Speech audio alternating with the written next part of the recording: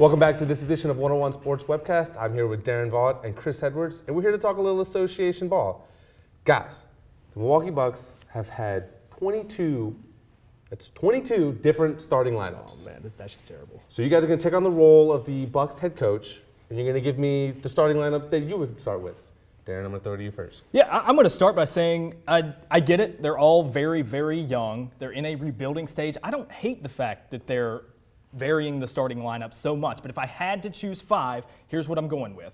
Knight at point, O.J. Mayo at the 2, Chris Middleton, who has really shown out this season, at the 3. When he's healthy, I'm going to go with Larry Sanders, as well as John Henson down in the post. Antetokounmpo is the Greek freak. He'll do for now with Sanders injured and out of the lineup. No disrespect to Zaza Pachulia. Love that guy, but dude, okay. Zaza's my man. Like, I'm from Atlanta. When he was playing for the Hawks, he is my dude. He's awesome. But Antetokounmpo, I don't think he should be the starting center. You just stick with the Greek freak. We'll see how that works I out. guess Yeah, let's go have Greek him at freak. the 4, That's just Henson too at the much. 5. Whatever. So my starting tongue 5. twister here. Yeah. So my starting 5, I got Brandon Knight, O.J. Mayo, Ilyasova, obviously. I got Chris Middleton, and then I have John Henson as a starting center. Huge, tall guy, 6'11", pretty long, 11 points a game, 7 rebounds per game. You know, like literally like 1 year to the league, doing pretty well. Really, really tall, can get rebounds. I think this will work until Larry Sanders gets healthy, because that's who I really want as my starting center, because we saw how much he improved last year, and injury just sidelined him this year. Yeah, I guess case in point, Chris. You know, they're all about this. We're going to be good in 2, 3, 4 years. Yeah, because they're not. If you're going to be young. Play the guys, play them often, and get them their experience they need before that experience you're put in that right situation. now, because it's like they're just terrible. Okay. Well, one thing we can agree is no matter what the starting lineups look like, they're going to lose a lot of games. I think we can all agree on that. But let's go from the bottom of the East to the top of the West. Omer Sheik, that whole working him with Dwight Howard clearly hasn't worked. He's not seeing as much playing time. Plus, he's had that knee injury that's been bothering him. And Terrence Jones has been looking pretty good. Yeah. So, again, you're going to take the role as the Rockets. It's next year. Omer Sheik's healthy. Terrence Jones is still, we'll assume he's the same guy that he was. Who do you put at the 4? I put at the 4 Terrence Jones, but I would like, if Sheik's coming back next year, which I highly doubt that's going to happen, I will still have him coming off the bench, but I will give him like more minutes, because it's still a Sheik. He's still a defensive freak. He can still like stop, like he's not the offensive center that we all expect. Like at least with Dwight Howard, he's offensive and defensive. But when you need a stop, you put in a Sheik. You just give him a little bit more minutes. Let people know what he can do. I mean, like, he's in a bad situation. Like, when it first started, a Sheik and Dwight Howard starting at power forward and center, I knew that wasn't going to work. They both need the ball. They're both tall people. It's not going to work. You need a stretch forward. Terrence Jones is that guy, but I'll have a Sheik get a little bit more minutes. Chris.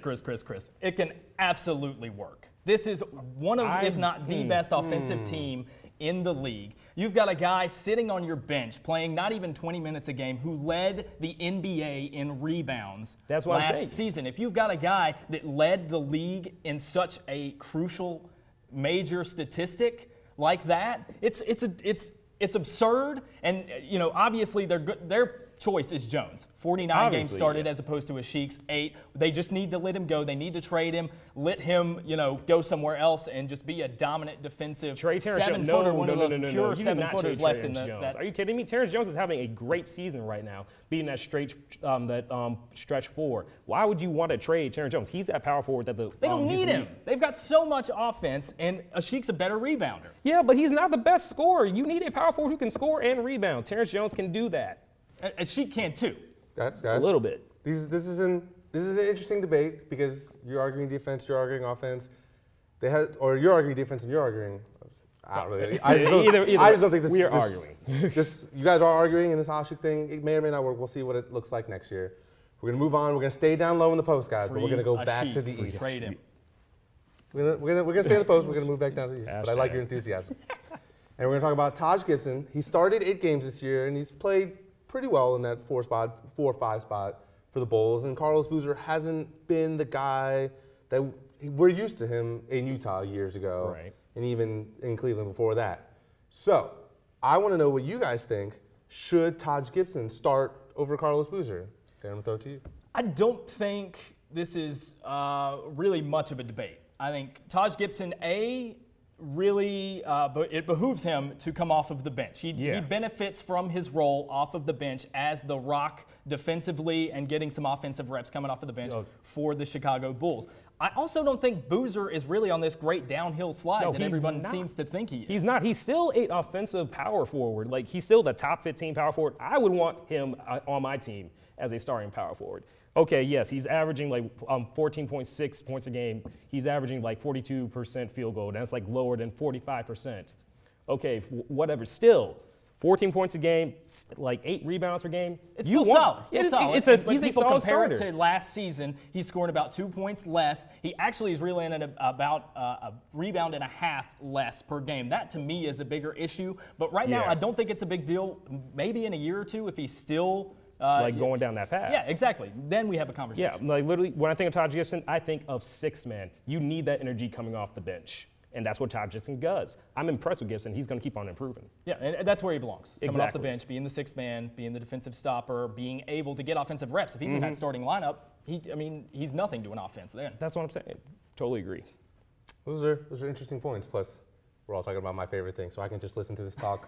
I can listen to you guys talk about this for days. That's what we're here for. But we got to move on. That's all the time we have for this block. But stay tuned as Julian comes back with our hockey experts to discuss a little trade deadline. Stay tuned.